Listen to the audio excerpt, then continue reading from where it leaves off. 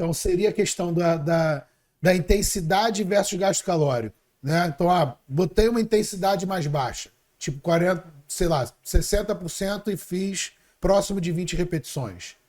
Eu vou gastar mais energia do que eu botar 80% e realizar 8? Não necessariamente, porque eu dependo do volume também. Isso é muito importante, mestre. A gente tem, por exemplo, para ganho de massa muscular, a gente tem uns estudos sugerindo que a gente pode ter mesmo hipertrofia com 40% da intensidade, com 85% quando esse volume é equalizado. Só que tem um detalhe. Quando você tem uma redução da carga, você pode estar modulando o tempo de recuperação. É o que a gente estava justificando. Então, muitas vezes, o indivíduo ele faz com uma carga mais baixa, ele recupera menos, só que também o fato dele não estar mantendo a própria cadência e acelerar o movimento, é mais interessante ele utilizar uma intensidade mais alta, porque obrigatoriamente ele vai manter o tempo sob tensão. Agora, se ele mantiver, por exemplo, o mesmo número de séries, se a gente fizer um gasto calórico... A intensidade mais alta gasta um pouco mais. Gasta mais, mas é porque o volume total acaba sendo maior da intensidade mais baixa. Então. Porque você bota lá. Só você pensar, ó.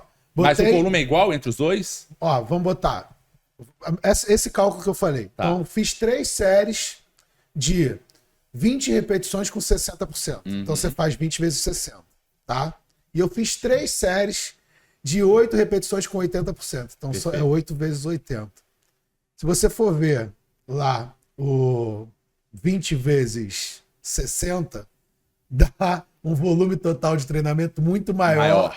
Do que os 8 vezes 80. Então, nesse caso, a literatura aponta que esse tem um gasto maior. Vai ser... Então, a pessoa que faz 4 séries de 15 a 20 repetições com a carga relativa ajustada, sim, ela vai gastar mais calorias do que 4 séries de 8 a 10 repetições com carga ajustada.